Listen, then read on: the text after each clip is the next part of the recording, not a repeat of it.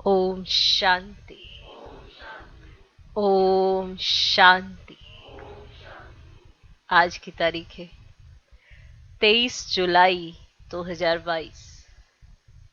साकार महावाक्य।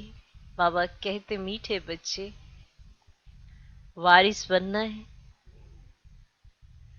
तो सदा खबरदारी रखो कि कोई भी काम श्रीमत के विरुद्ध ना हो। कोई भी काम श्रीमत के विरुद्ध ना हो। अगर वारिस बनना चाहते हो तो हर कोई चाहता है मैं माँ बाप का वारिस बच्चा बनूं, तख्त नशीन बनूं, काबिल बनूं, सपूत बनूं। पर उसके लिए बहुत सहज विधि भी है। कोई भी ऐसा कर्म नहीं करना है जिसकी श्रीमत मिली हुई है पर उसके विपरीत जाके वो कर्म करना। सबको मालूम है कि हमें क्या करना चाहिए, क्या नहीं करना चाहिए। ऐसे तो बच्चे तो है नहीं, छोटे बच्चे तो है नहीं, पढ़े लिखे हैं, समझदार हैं, मालूम है श्रीमत क्या कह रही है। तो श्रीमत हमारे कल्याण के लिए ही तो कुछ कह रही है, जिसमें आज बच्चों का कल्याण होगा। वही श्रीमत तो बाप देंगे। आपका कल्याण तो बाप कभी नहीं चाहता, पर रावण चाहता है। बाहर में जो आसुरी मत है वो चाहती है, पर एक बाप ही है जो अपने बच्चों का कल्याण चाहता है। एक बाप ही है जो अपने बच्चों को वारिस बनाना चाहता है। ऐसे बच्चे तो सभी हैं, क्योंकि सभी तो परम धाम से आए हैं। घर तो एक ही है सभी आत्माओं का, लेकिन वारिस बच्चे वो कौन होते हैं? विशेष इस बात पर अटेंशन देने की। बच्चे सभी हैं, पर वारिस बच्चे जिस पर भगवान कुर्बान जाए, जिस पर साहेब राजी रहे सदा। अब हम चाहते हैं कि भगवान ना हमारी सुने, जैसे हम हर एक के लिए चाहते हैं माँ बाप हमारी सुने, हमारे साथी हमारी सुने, हमारे संबंधी हमारी सुने, हमारे दोस्त हमारे सुने, सब चाहते हैं। पर ये तो चलो ये लौकिक रीति है। अगर भगवान जिसकी सुने, है ना, आपने कुछ कहा, भगवान ने सुना और भगवान ने आपकी तरह से वो कार्य किया। बताओ, भगवान जिसकी सुने, ऐसा बनना चाहता है ना सर कोई, कि भगवान मेरी सुने। क्योंकि देखो, लौकिक और अलौकिक से तो ऊपर उठना पड़ता है। जो भगवान आपकी सुने, आप रूहानी कुछ कहेंगे उसको, तभी आपकी सुनेगा। पर आप कुछ भी कहें उसको, वो आपकी सुने, उससे पहले संगम पर उसकी सुन लो।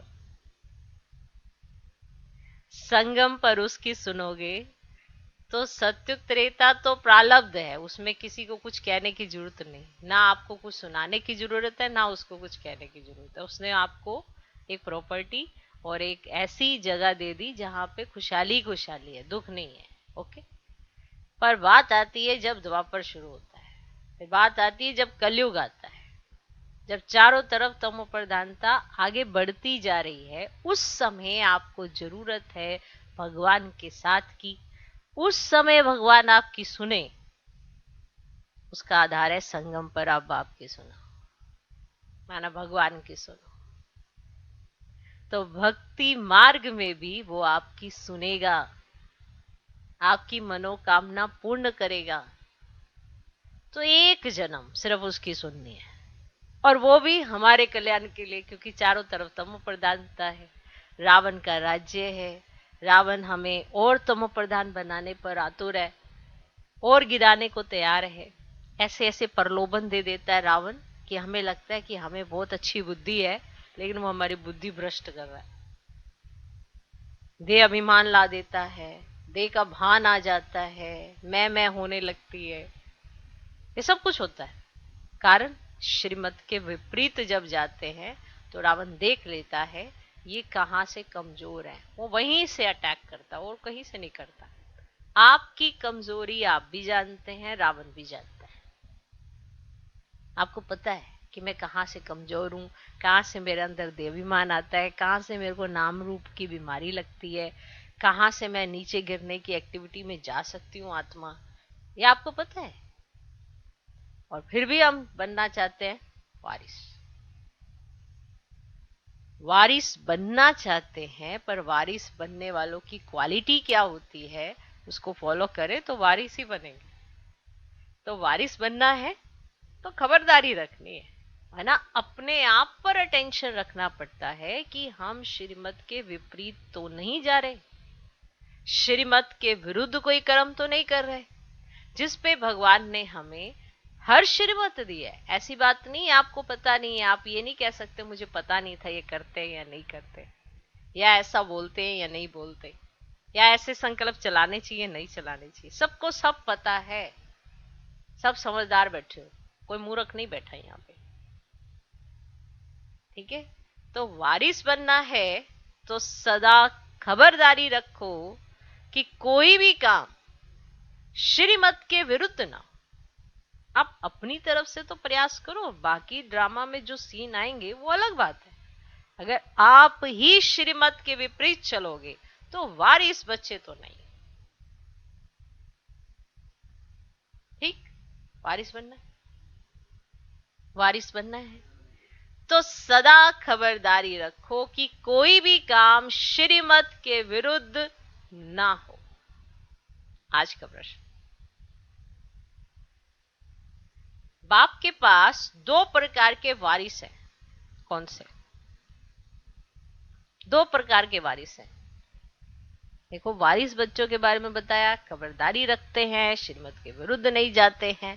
पर बाबा के पास दो प्रकार के वारिस बच्चे हैं, आप सब जानते हैं वो दो प्रकार के कौन से हैं। फिर भी सुनो उत्तर। एक जो समर्पित बच्चे हैं, जो यज्ञ में समर्पित होते हैं, जो माँ बाप की डायरेक्ट परवरिश ले रहे हैं। एक जो समर्पित बच्चे हैं जो माँ बाप की डायरेक्ट परवरिश ले रहे हैं, लेकिन उनके कर्मों की गुह्य गति है।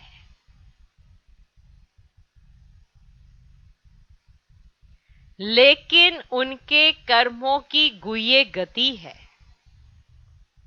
दूसरे, जो घर गृहस्थ में रहते, पवित्र और ट्रस्टी हैं। दूसरे, जो घर गृहस्थ में रहते, पवित्र और ट्रस्टी हैं, उन्हें संपूर्ण ट्रस्टी बनने में मेहनत जरूर लगती है। उन्हें संपूर्ण ट्रस्टी बनने में मेहनत जरूर लगती है, लेकिन अगर पूरे ट्रस्टी बन जाएं, लेकिन अगर पूरे ट्रस्टी बन जाएं, सबसे ममत्व निकल जाए, माना जो घर गृहस्थ में रहते हैं वो ट्रस्टी बनकर रहते, लेकिन अगर वो पूरे ट्रस्टी बन जाएं और सबसे ममत्व निकल जाए तो पूरे वर्षे के अधिकारी बन सकते हैं। तो पूरे वर्षे के अधिकारी बन सकते हैं।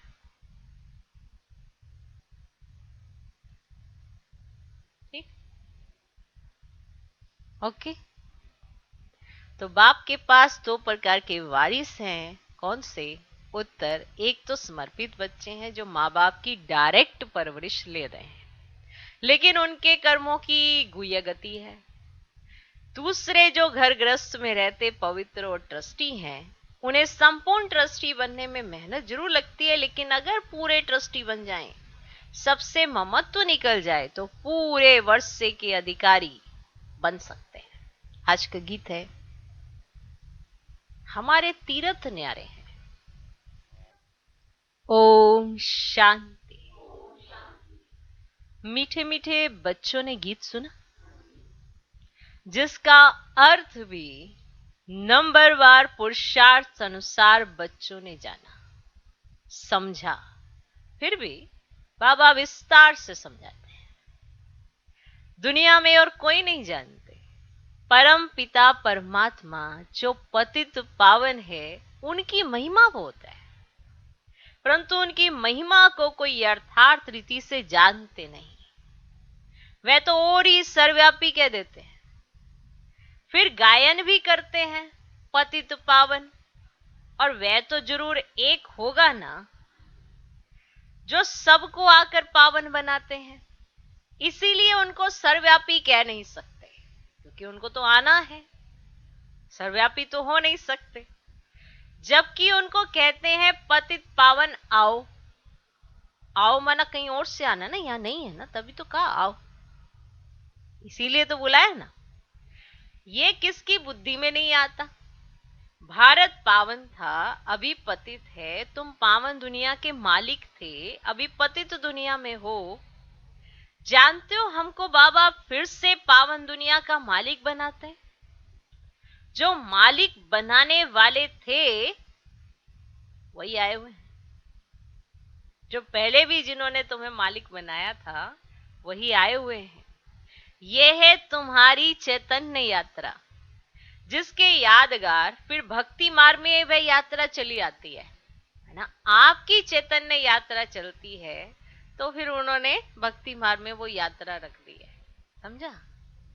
तुम बच्चे जानते हो कि अभी वही पूज्य देवी देवता जो पुजारी बने थे वही ब्राह्मण बने हैं, फिर सो देवता बनेंगे। तो बाप ही बैठ कर्म अकर्म विकर्म की गुह्य गति समझाते हैं। भविष्य नई दुनिया में तुम्हारे कर्म अकर्म होंगे, यथा राजा रानी तथा प्रजा, बाकी सब शांति धाम में थे। ये तो बड़ी सहज बात है कि भारत सुखधाम था, संपूर्ण निर्विकारी थे, जिन्हों का देवी देवता नाम मशहूर है, दूसरा कोई नाम नहीं लेते हैं। लक्ष्मी नारायण सूर्यवंशी, फिर राम सीता चंद्रवंशी थे, फिर उन्हों की डिनाइस्टी कहा जाता है। अब इतनी और किसकी डिनाइस्टी नहीं चलती है। क्रिश्चियंस की भी थोड़ा समय चलती है, पहले बादशाही नहीं होती है, ठीक, पहले बादशाही नहीं होती है। आधा समय के बाद जब प्रजा वृद्धि को पाती है तब राजाई चलती है। देखो आपका ऐसा है कि पहले राजाई चलती है, फिर धीरे धीरे धीरे आपका ऐसा होता है। और वो क्रिश्चियंस में जब वृद्धि हो जाती है, इतने सब बच्चे उनके हो जाते हैं, इनकी प्रजा बढ़ जाती है, तब उनकी राजाई चलती है। एडवर्ड, जॉर्ज आदि फिरते रहते हैं, थोड़े थोड़े टाइम में फिर बदलते रहते हैं। ये एक ही डिनाइस्टी है जो 1250 वर्ष चलती है। उनकी तो अभी चली है ना, वृद्धि हुई तो चली। और ये एक ही डिनाइस्टी है जो 1250 वर्ष चलती है, इसमें बदली सदली नहीं होती है। सूर्यवंशी चंद्रवंशी डिनाइस्टी वालों का ही नाम चलता है। अब समझा जाता है कि भिन्न नाम रूप देश काल होंगे, अब लंबी चौड़ी डिनाइस्टी चलती है, चेंज नहीं होती है। इस समय तुम बच्चों को बाप बैठ अच्छा कर्म करना सिखलाते हैं। हम यहां पर हमने कर्म करना बंद नहीं किया है, हमें कोई कर्म संन्यास नहीं कराया गया है, हमने संन्यास किया है विकारों का, ओके। और कर्म करना अच्छे से अच्छा सिखाया जाता है। अब अगर आप कर्म अच्छे से अच्छा कर रहे हो तो आप ये नहीं कह सकते कि दूसरा बुरा कर रहा है, क्यों कर रहा है, पहले उसको ठीक करो। आपने अच्छा करने का संकल्प किया है, इसीलिए भगवान के आप वारिस बच्चे हो, तो आप अच्छे से अच्छा कर्म करना सीखोगे, समझे। इसीलिए भगवान हमको बैठकर अच्छे कर्म करना सिखलाते हैं। तुम बच्चे कभी किसको दुख नहीं दो। अब ये भगवान ने अपने बच्चों से कहा क्या कि दुख नहीं दो। अब आप कहोगे कि वो सामने वाला दुख दे रहा है तो मैं नहीं दूं क्या, वो क्यों दे रहा, उसको पहले बोलो। आप ये सब बोल ही नहीं सकते, क्योंकि भगवान किसको समझा रहे, अपने वारिस बच्चों को, कि तुम किसको दुख नहीं दो। यहां तुम सब पढ़ने के लिए बैठे हो, अपने अपने घर में भी बहुत रहते हैं, घर में रहते हुए भी वारिस बन सकते हैं। यहां जब तक माँ बाप परवरिश करते हैं, उन्हों के कर्मों की गति भी न्यारी है। बाकी जो बाहर रहते हैं सब कुछ बाबा का समझ, सब कुछ बाबा का समझ ट्रस्टी बनकर रहते हैं, वे भी जैसे वारिस हो गए। ऐसे नहीं कि आप समर्पित हुए तो आप ही वारिस हैं। जो बाहर में रहते हैं, घर ग्रस्त में रहते हैं, सब संभालते हैं और ये समझते हैं कि ये सब कुछ दिया बाबा का है, और ये समझ कर ट्रस्टी होकर जिसको संभालते हैं, तो माना वो कौन है? वारिस। देखो बच्चे बहुत हैं, पर उसमें ऐसी क्वालिटी वाले बच्चे वारिस कहे जाते हैं। बच्चे तो सभी हैं, जो ज्ञान को समझते हैं वो भी बच्चे, जो ज्ञान को नहीं समझते परम धाम से आए वो भी बच्चे। अब इतने सारे बच्चों में से भी वो वारिस बच्चे जो घर में भी रहते हैं पर ट्रस्टी बनकर रहते हैं, और जो भी उनके पास होता है वो समझते हैं दिल से कि ये सब बाबा का है। जो तन को भी बाबा का समझे तो सोचो उसकी कितनी संभाल करेगा। तन के पिछाड़ी टू मच बुद्धि नहीं देगा, सिर्फ इतना याद रखेगा जब ये तन अमानत है तो इसकी संभाल करके बाबा के यज्ञ में इसको यूज करना है। वैसे आत्मा के पास है क्या? तन मन धन तो किसी के पास है, किसी के पास नहीं। गरीब के पास तो बिल्कुल नहीं होता, तो वो क्या देते हैं? तन मन। तन को समर्पित करते हैं बाबा के यज्ञ में, इसीलिए समर्पित करते हैं कि ये यज्ञ में लगे और इसका इस्तेमाल हो, क्योंकि ये अमानत है हमारे पास बाबा की। ऐसे ही तो वायदा किया था, तन मन धन सब तेरा। तो जब हम किसी और के इस तरह से करें कि नहीं और कोई कार्य करने चले जाए, तो माना बाबा से तो ले लिया ना आपने। ओके, तो जो घर गृहस्थ में रहते हैं, ट्रस्टी बनकर रहते हैं और समझते हैं कि ये सब कुछ बाबा का है, बाबा का समझ कर ट्रस्टी बनकर रहते हैं, वह भी जैसे वारिस होते हैं। एक जो समर्पित होते हैं और माँ बाप से परवरिश लेते हैं, उनके कर्मों की गति भी गुह्य होती है, क्योंकि बहुत संभाल करनी होती है। एक तो डायरेक्ट परवरिश ले रहे हैं, गुह्य गति है उनके कर्मों की भी। ओके, और जो बाहर रहते हैं, ट्रस्टी बनकर रहते हैं और समझते हैं सब कुछ बाबा का है, तो वो जैसे वारिस हो गए। हाँ, डिफिकल्टी जरूर होती है जब सबसे ममत्व टूट जाए और पूरा निश्चय हो हम सब कुछ उनके अर्पण करते हैं, जीते जी हम उनकी मिल्कियत के ट्रस्टी हैं, ऐसे कोई जीते जी बनते नहीं है। जब मरने का समय होता है ना, तब ट्रस्टी बनाकर जाते हैं, यहां सरेंडर करते हैं। बाबा कहते हैं बच्चे ट्रस्टी होकर रहो। ये तो भक्ति मार्ग में भी कहते आए हो, भगवान ने सब कुछ दिया है। सिर्फ बोलने से नहीं, सच में जो फील करते हैं ना, उन्हें हर घड़ी एहसास होता है कि ये सब कुछ भगवान ने दिया है। ओके, अभी बाप कहते हैं बच्चे यहां तुम सम्मुख बैठे हो, अब देह सहित जो भी तुम्हारा है उनसे ममत्व निकालना है। जिसके लिए कहते आए हो सब कुछ ईश्वर का दिया हुआ है, जब वे आएंगे तब उन पर वारी जाएंगे, उनके हवाले सब कुछ कर देंगे। ऐसे ही कहा था ना, क्योंकि भक्ति मार्ग में आपने भगवान को याद किया है, ये सत्य है। तो ये भी कहा होगा कि आप आओ, और ये भी कहा होगा कि हम ये सब कुछ छोड़ देंगे, और ये भी कहा होगा ये सब तुम्हारे हवाले कर देंगे। तो करो। अब यहां तो इनको जायदाद आदि बनानी नहीं है, बाप दादा को यहां कोई जायदाद थोड़ा बनानी है, बनानी नहीं है। ये कोई लेने वाला नहीं है, देने वाला है। कहते हैं ट्रस्टी बन पूछते रहना है, क्योंकि भूल चूक कभी भी हो सकती है, भूल चूक कभी भी हो सकती है। क्योंकि जैसे ही बाबा से बुद्धि हटी तो गलतियां होंगी। रावण देख लेगा, अरे यहां से मेरी एंट्री होने का टाइम है। देखो चोरी कब होती है? वैसे तो आप सब अच्छा लॉक लगाओगे, सब कुछ करोगे, चोरी नहीं होती, लेकिन कभी भूल चूक हो जाती है। तो इसीलिए कहते हैं ट्रस्टी बन पूछते रहना है। अपने आप से भी पूछते रहो कि सच में मैं ट्रस्टी हूं, तन मन दिया है भगवान को मैंने, क्योंकि भूल चूक कभी भी हो सकती है। पक्का ट्रस्टी होने में टाइम तो लगता है, कहते नहीं नहीं मैं तो ट्रस्टी हूँ, ये सब कुछ बाबा का है, ये सब कुछ बाबा का है। जरा सा भी कुछ होता है तो चिल्लाने लग जाते हैं। कोई चीज अगर टूट गई, कुछ ऐसा हो गया तो चिल्लाने लगेंगे, पता कितने की है, ये है वो, पता ये मैं लाया, ये वो पूरा मोह उस चीजों के प्रति। तो पक्का ट्रस्टी होने में टाइम लगता है, बाबा जानते हैं टाइम लगेगा। ट्रस्टी होने से ही वारिस बनते हैं, यहां रहने वाले भी ट्रस्टी बनते हैं।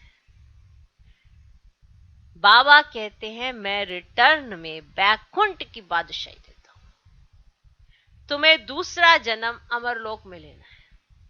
ट्रस्टी होकर फिर खबरदार भी रहना है। ऐसे नहीं कि मैं तो ट्रस्टी हूं, कुछ भी होता रहे, कोई आए उठा के ले जाए, कोई चीजें उठा के ले, क्या बता, हमारा तो मोह ही नहीं है, कहीं ले जाए। ट्रस्टी माना संभाल भी करनी होती है। अब कर्मों की गुया गति क्या मतलब, माना जो आप ट्रस्टी हो, जो यहाँ रहते हैं, जो यज्ञ में समर्पित हैं, उनके ऊपर खबरदारी किसकी, यज्ञ की एक एक चीज की क्या करनी होती है, उन्हें संभाल। अगर नहीं करते तो सिर पे बोझा आता है। तो क्या आता है, सिर पे बोझा आता है, और ऐसा बोझा आता है कि योग ही नहीं लगता है। तो ट्रस्टी होकर फिर खबरदार भी रहना है। अक्सर करके गरीब ही निमित्त बनते हैं ऊंच पद पाने का, वारिस बनते हैं। कोई फिर पिछाड़ी में चंद्रवंशी में जाकर मालिक बनेंगे, तब तक बड़ों के आगे सर्विस करते रहेंगे। अब भी कई ऐसे हैं जो कभी उन्नति को नहीं पाते हैं, फिर समझा जाता है उनकी तकदीर में शायद कुछ नहीं है। माना मिलेगा उन्हें सब कुछ पर अनसेटिस्फाइड, फिर क्या समझा जाएगा, तकदीर में नहीं है ना। इतना सब मिलने के बाद भी तो फिर समझा जाता है इनकी तकदीर में नहीं है। सर्विस करते करते पिछाड़ी में कुछ पद पा लेंगे, सो भी रहेंगे तो निकल गए। अगर वो रहे, माना यज्ञ में रहे लास्ट तक, तो अगर पुरुषार्थ नहीं करते और ऐसे ही रहे जा रहे हैं तो लास्ट में जाके कोई थोड़ा सा पद पा लेंगे। लेकिन अगर रहेंगे तो, अगर निकल गए तो प्रजा में भी कम से कम पद पाएंगे। कर्मों की गुह्य गति बहुत है। ऐसा नहीं सोचो कि जो समर्पित हो गया वो तो बस बन गया, ऐसा नहीं है, करना पड़ता है। अब कहेंगे मरना पड़ता है, मरना नहीं, मर के यहां पे जीना पड़ता है, बाप के साथ जीना। मर के तो दुनिया से आए हो, उनके लिए आप मरे हुए हो, बाप के साथ तो अभी जी रहे हो, अभी तो अच्छे अच्छे पल जी रहे हो। दुनिया की नजर में आप मरे पड़े हो, आपको कोई फर्क ही नहीं पड़ता, लेकिन जितना फर्क आपको पड़ता है उतना दुनिया वालों को नहीं पड़ता। ओके, तो अगर यज्ञ में समर्पित रहे, यहां पर रहे और फिर अगर बीच में से निकल गए तो फिर वो जाके प्रजा में भी कम से कम पद पाएंगे। बहुत हैं जो जामड़े हैं, माना बोने हैं, अभी तक उनकी बुद्धि का विकास नहीं हुआ है। जामड़े, यहां पे कोई कद काठी की बात नहीं हो रही है कि कद, उनका बुद्धि का विकास ही नहीं हुआ है। भले इतने वर्ष हो जाएंगे पर बुद्धि विकसित ही नहीं हुई है कि अच्छे तरह से ज्ञान की रीति से चीजों को समझना कैसे है। तो वो क्या है, जामड़े हैं, माना बोने हैं, वृद्धि को पाते ही नहीं है, कुछ समझते ही नहीं है। कर्म विकर्म की गति बाप ही समझाते हैं। यहां कुछ भी अच्छे कर्म नहीं करते तो विकर्म वृद्धि को पाते रहते। अगर अच्छे कर्म नहीं कर रहे हो तो फिर आपके विकर्म वृद्धि को पाते रहेंगे। तुम भी कहेंगे ये तो ड्रामा का पार्ट हुआ ना, ये भी चाहिए जरूर। जो राजाई के अंदर रहते नौकरी आदि करते रहेंगे, है राजाई, लेकिन अब वो नौकरी चाकरी करेंगे क्योंकि उन्होंने अपने कर्मों को ही नहीं सुधारा। नौकर फिर उन्नति को पाते, पिछाड़ी में राजाई पाएंगे। ईश्वर के पास रहते हुए ऐसे कर्म करते हैं तो फिर सजाएं भी बहुत खाते हैं। रह ईश्वर के पास रहे, ईश्वर उनकी पालन पोषण कर रहे हैं और फिर भी कर्म नहीं सुधारते तो फिर उनको सजाएं भी बहुत मिलती है, पद भी नीच मिलता है। इसीलिए समझाया जाता है ऐसे ऐसे विकर्म नहीं करो नहीं तो रिद्धि को पाते रहेंगे। सर्विस कुछ करते नहीं, खाते रहते हैं, पढ़ते भी नहीं। ये कर्मों की गुए गति देखो कैसी है। माना एक है वो घर में, एक है यज्ञ के अंदर, जिनकी परवरिश माता पिता कर रहे हैं, डायरेक्ट पालना हो रही है, फिर भी अपने कर्म नहीं सुधारते। बस खाना पीना सोना, खाना पीना सोना, बस कर्म नहीं सुधारते। तो ये कर्मों की गुए गति देखो कैसी है। सब कुछ मिल रहा है पर कर्म नहीं सुधारते। बाप ऐसे कर्म सिखलाते हैं जो स्वर्ग की राजाई पा सके। श्रीमत पर ऐसा कर्म करना है। आसुरी कर्म भी देखते हो, कितने गरीब फिर पापी अजामिल जैसे बन जाते हैं। यहां भी ऐसे बनते हैं। कोई तो बादशाह बनते, फिर कोई दास दासी बन पिछाड़ी में कुछ पद पा लेते हैं थोड़ा सा। ऐसे भी हैं, बाप अच्छी तरह जानते हैं। यहां रहते भी अच्छा कर्म नहीं करते हैं तो नशा भी नहीं रहता है कि कोई ये सोचे कि उनको नशा रहेगा अपने जीवन का, नहीं रहता है। कर्मों की गति बाप बैठ समझाते हैं। फिर उनके सामने ना परिस्थितियां, ये ऐसा कह देता, वो वैसा कह देता, इन्हीं बातों को पकड़े हुए हैं। माना भगवान मेरी परवरिश कैसी कर रहा है ये तो उनके चिंतन में नहीं आ पाता। इसने ये कह दिया, उसने वो कह दिया, वो ये कर रहा था, वो ये कर रहा था, यही नोट करते रहते हैं। माना खाया पिया सोया, खाया पिया, कोई सेवा नहीं की, कोई अपने कर्म नहीं, अपनी बोल चाल रहन सहन कोई बाप समान नहीं। तो बताओ उनके ऊपर कितना बोझा चढ़ेगा। लौकिक में भी माँ बाप खिलाते, कहते पढ़ लिख के लायक बन जाओ, कब तक खिलाते रहेंगे, है ना। और यहां माँ बाप खिलाते बस इतना कहते कर्म अच्छे करना। समर्पित हुए हो तो कर्मों से दिखाओ ना कि तुम बाप समान बनने वाले हो। लेकिन अपना बोल चाल रहन सहन बाबा जैसा नहीं है। पूछा जाए अगर किसी से कि आप बाप समान सोचते हो, बोलते हो, करते हो, जैसा बाबा है वैसा बोलते हो, सोचते हो, कर्म करते हो वैसे, या कुछ और ही चल रहा है, तो ये सब बोझे के रूप में आएगा ऊपर। ऐसा नहीं कि सामने वाला ऐसा है, सामने वाला ऐसा करता है, नहीं, ये डेफिनेशन ही अपनी जिंदगी से हटा दो। सामने वाला क्या, वो तो सामने वाला तो परिस्थिति है, तुम्हारी स्थिति क्या। मेन बात तो स्थिति की हो रही है ना, परिस्थिति की थोड़ा हो रही है। परिस्थिति की बातें करता है बाबा कभी? ये परिस्थिति बहुत बड़ी थी, ये परिस्थिति बहुत बड़ी थी, बाबा ने कभी परिस्थितियों की बात की है? स्थिति की बात की है। स्थिति को ऊपर उठाना है, अपने कर्मों से दिखाना है कि आपने क्या सीखा। आपके कर्म दिखाएंगे ना तो फिर ड्रामा आपके हिसाब से चलेगा भी, और बाप भी आपको दिखाएगा वंडरफुल दृश्य। ऐसे थोड़ा होता है कि आप कर्म भी ना सुधारो, अपनी बोलचाल भी ना बदलो, अपने संकल्प भी अशुद्ध रखो, और आप चाहो ऐसा कि बाबा मम्मा जैसा, पद मेरे को ऐसा चाहिए, पोजीशन सत्युग की ऐसी चाहिए, लक्ष्मी नारायण जैसी। ऐसा कैसे हो सकता है? तो ना संगम का सुख अनुभव होगा, ना सत्य की प्राप्ति दिखाई देगी। कारण क्या है? कर्म। कि मेरे कर्म बाप समान नहीं है, जबकि मुझे मालूम है कि मेरे बाबा ने मुझे कैसे कर्म सिखलाए हैं, फिर भी बाप समान नहीं है।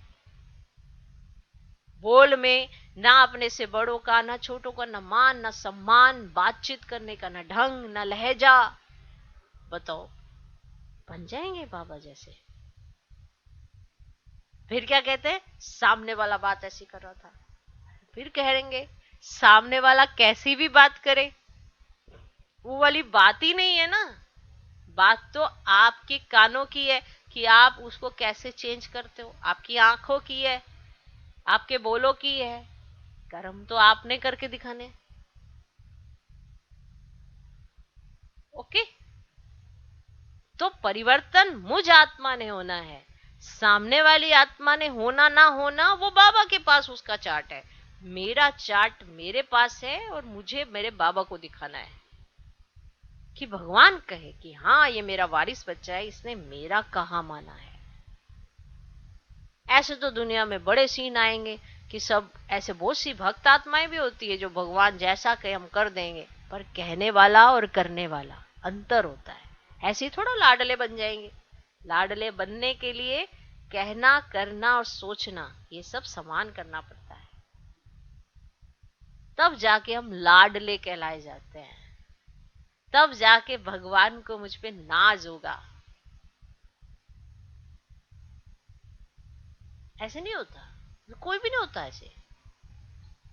पढ़ लिख के लायक बन गए, लौकिक माँ बाप को भी नाज हो जाता है। भले मुंह से नहीं बोलेंगे पर फक्र होगा, अपने दोस्तों में या किसी के बीच में बोलेंगे मेरे बच्चे ने बहुत अच्छे लायक अच्छे नंबर लिए हैं, या अच्छे आगे बढ़ रहा है, इसकी सोच बड़ी अच्छी है। तो माँ बाप भले बच्चे के आगे बोले ना बोले, लेकिन अपने दोस्तों में जरूर बोलेंगे कि मेरा बच्चा बड़ा लायक है, तो मैं मेरे पुण्य कर्मों का फल मेरा बच्चा। तो ये सब चीजें बड़े मायने रखती हैं। तो हमें भगवान इतनी मेहनत कर रहा है, इतनी मेहनत कर रहा है, सिर्फ हमें कर्म ही नहीं सुधारे जा सकते। बस खाओ पियो सो, खाओ पियो सो, कोई सेवा नहीं। सेवा हर तरीके से होती है ना, मनसा से, वाचा से, कर्मना से, हर तरीके से होती है। तो विचार जरूर करना आप सभी, मैं क्या कर रहा हूं? है मेरे कर्म ऐसे जो बाप मुझ पर नाज करे? तो बाप कहते हैं मैं हूं ही गरीब निवाज, मुझे गरीबों के पाई पाई से स्थापना करनी है। ये बहुत वंडरफुल बात है। भगवान को अगर किसी के अरबपति खरबपति का पैसा लेना ना, तो ज्यादा देर नहीं लग सकती है, लेकिन उनको गरीबों के पाई पाई से ये स्थापना करनी है। मैं साहूकार निवास तो नहीं हूं, मैं गरीब निवास हूं। और गरीब कोई धन का नहीं, माना जिसने अपना सब कुछ दे दिया वो गरीब, और जिसने सब कुछ दे दिया वो वैसे उसके पास धन वैसे नहीं होता, वो जो भी होता वो दे देता है। अभी आप सुनना कैसे बाबा बता रहे, आपको बाबा डिटेल में बता रहे। ओके, तो बाप कहते हैं मैं हूं ही गरीब निवास, मुझे गरीबों के पाई पाई से स्थापना करनी है। मैं साहूकार निवास तो नहीं हूं। अक्सर करके माताएं गरीब होती हैं, उनके हाथ में कुछ भी नहीं रहता है, वह कोई हाफ पार्टनर नहीं है, नहीं तो विल करते तो आधा हिस्सा उन्हों को में निकलता। घर के तो बच्चे ही वारिस होते हैं। भल गवर्नमेंट ने आजकल कायदे निकाले हैं, अभी तुम जानते हो भारत बिल्कुल ही गरीब है। कुमारियां अक्सर करके गरीब होती हैं, जब तक ससुर घर जाएं, विकार का सौदा हो तब मिले। अब यह है ही विशेष वर्ड। निर्विकारी कभी किसी के आगे हाथ नहीं जोड़ेंगे। यह किसको पता नहीं है, जो निर्विकारी हैं वही फिर विकारों में गिरते हैं। भक्त लोग तो समझते कि कृष्ण हाजिरा हजूर है, भगवान कभी मरता नहीं है, पुनर्जन्म नहीं लेता। तुमको तो अभी ज्ञान है। जानते हो लक्ष्मी नारायण सबसे ऊंच स्वर्ग के मालिक थे। सीता राम को स्वर्ग का मालिक नहीं कहेंगे, यह भी अभी रोशनी मिली है तो वापस समझाते हैं। जबकि अब सदगति होती है तो दुर्गति का कोई भी कर्तव्य नहीं करना है। सबसे पहले तो देह अभिमान छोड़ना है। सबसे पहले सबसे अच्छा कर्म है एक बाप को याद करना, देही अभिमानी हो रहना। अब क्या होता है, कोई अगर आपकी कोई कमी या कुछ बताता है, झट दे अभिमान आ जाता है, ऐसे कैसे बता रहे हैं। उस समय लगेगा हाँ ये बात सही नहीं है, धीरे धीरे सारा दिन बीतेगा, पारा ही हो जा, ऐसे कैसे कह दिया, ऐसा कैसे कह दिया, मैं तो ऐसी नहीं हूं, मैं तो ऐसा नहीं हूं।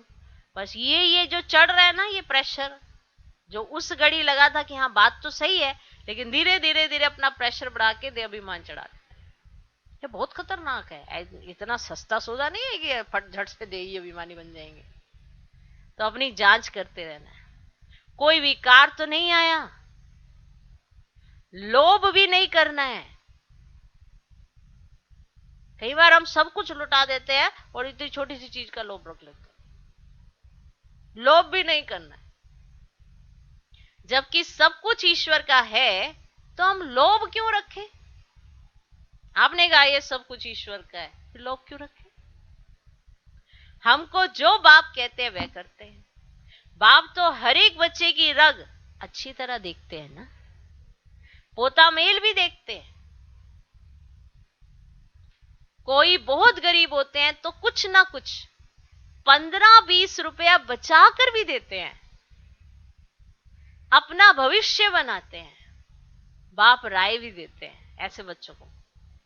अब सोचो, ऐसे बच्चों को बाबा ऐसी भी राय देते हैं। आप सोचे हैं बाबा ने ऐसा कहा, क्योंकि बाबा जानता है उस बच्चे की दिल को, इसीलिए उसको ऐसी राय देंगे। गरीब कहेगा क्या करना है। अभी आप राय सुनो, बाप राय भी देते हैं, थोड़ा बहुत फिर अपने बैंक में रखो, 5 दो 10 बैंक में रखो, तो श्रीमत मिली ना। ये किसके लिए? ये वो गरीब जो 15-20 ही कमाता है और फिर वो झट से दे देता है, तो बाबा उसको कहते हैं ऐसे कर लो बच्चे, ऐसे भी रख लो। समझे? तो बाबा राय भी देते हैं, थोड़ा बहुत फिर अपने बैंक में रखो। अब जब बाबा कहते हैं, जब किसी की सिचुएशन पे बाबा कहते हैं, वो राय अलग होती है, और जब ऐसे होती है फिर अलग होती है। किसी का भाव क्या है, किसी के स्टोरेज करने का भाव है, किसी के सफल करने का भाव है, ये सब भाव देखकर बाबा राय देते हैं। ऐसा नहीं होता कि अमीर के लिए कह दिया अरे तुम बैंक में रखो थोड़े से लगा लो, हाँ ठीक है मैं ना 10,000 रुपये दूंगा बाबा हर महीने का, और लाखों कमाता हूं, बताओ। दे वो जिसका दिल बिल्कुल साफ है, स्वच्छ है, जो दे के भी भूल जाए। उसका लगा हुआ ना, बस उसको तो फिर सारे कल्प के लिए मिलता रहता है। ये रियलिटी है। ओके, तो बाप राय भी देते हैं, थोड़ा बहुत फिर अपने बैंक में रखो, 5 दो 10 बैंक में रखो, तो श्रीमत मिली ना। पेट को पट्टी बांध कर भी शिव बाबा को देते हैं, है ना। ऐसे बच्चे भी होते हैं, पेट को पट्टी बांध कर, माना खुद के लिए कुछ नहीं रखते, सब बाबा के आगे सफल कर देते हैं। शिव बाबा इन द्वारा ही तुम्हारे रहने करने के प्रबंध में लगाते हैं। तो अभी आप जो देते हो तो वो कहाँ जाता है? अपने ऊपर थोड़ा खर्च होता है ना, इन्होंने अपने ऊपर खर्च करना है, तो वो आपके रहने करने के प्रबंध में लगाते हैं। ये ब्रह्मा बाबा भी शिव बाबा का अकेला बच्चा है। ये इकट्ठा क्यों करेगा, जबकि इसने ही अपना सब कुछ माताओं की सेवा में लगाया है। बताओ ये इकट्ठा करके क्यों करेगा? ऐसा क्यों करेगा? उसने तो अपना ही सब कुछ लगा दिया। सोचने की बात है ना, सब कुछ दे दिया। ये बच्चियां फिर 21 जन्मों के लिए वर्षा पाती है। तुम जानते हो हमारे देवी देवताओं का ग्रस्त धर्म पवित्र था, अभी तो पतित बन गए हो। तब बाबा समझाते हैं यह भी ट्रस्टी हो गया ना, तुम माताओं को ट्रस्टी बना लिया, तुम ये संभालो, मम्मत तो टूट गया।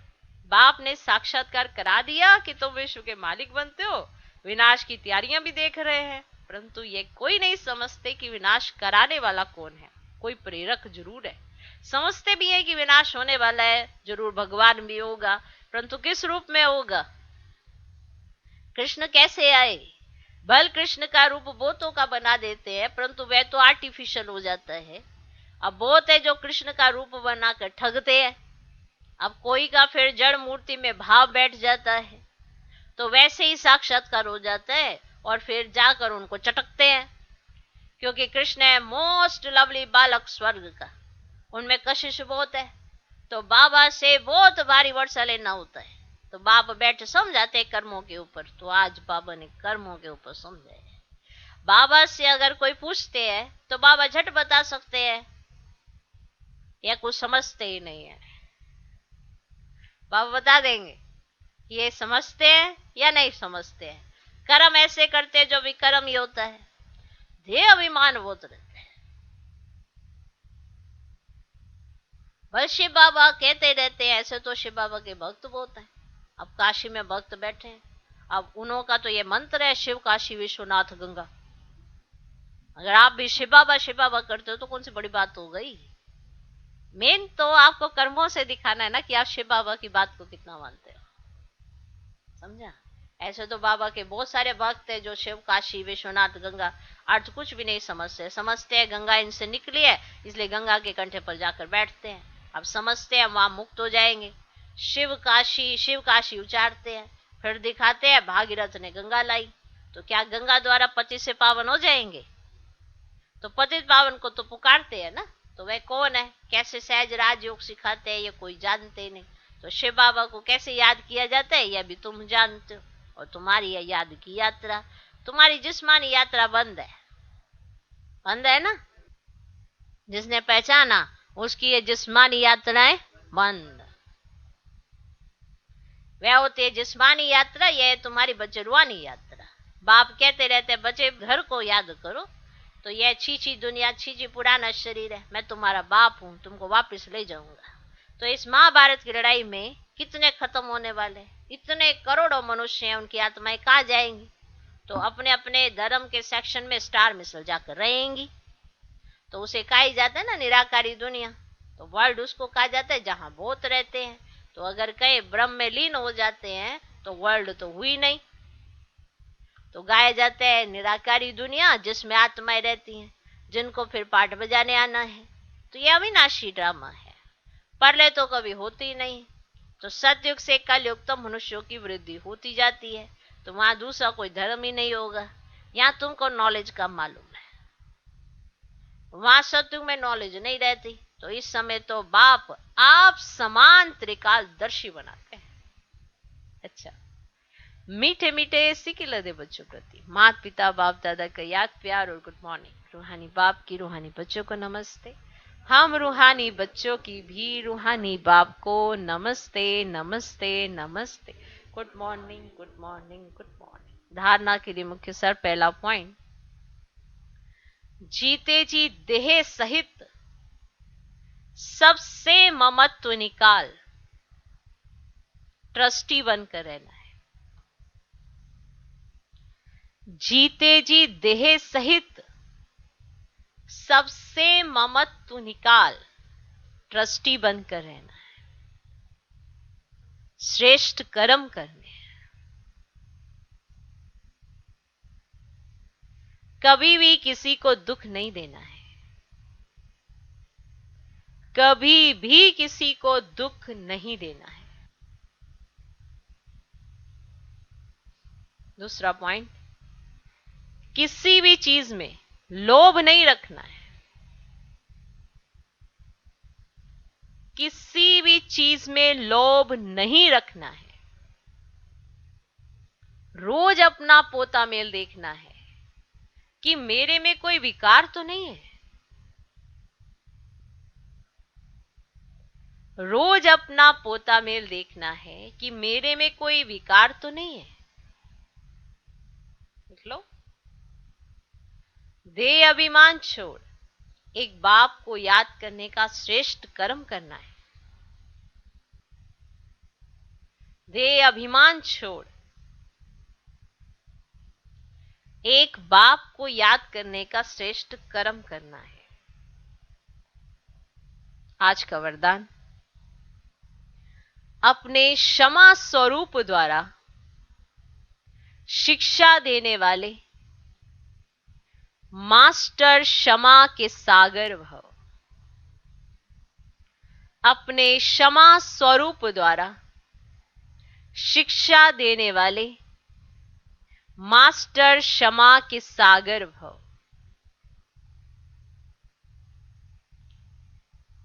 यदि कोई आत्मा आपकी स्थिति को हिलाने की कोशिश करे, ठीक, अकल्याण की वृत्ति रखे, उससे भी आप अपने कल्याण की वृत्ति से परिवर्तन करो या क्षमा करो।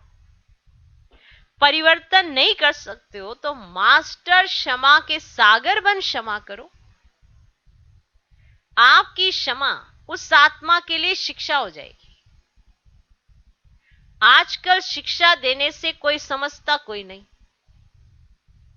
लेकिन क्षमा करना अर्थात शुभ भावना की दुआएं देना, सहयोग देना।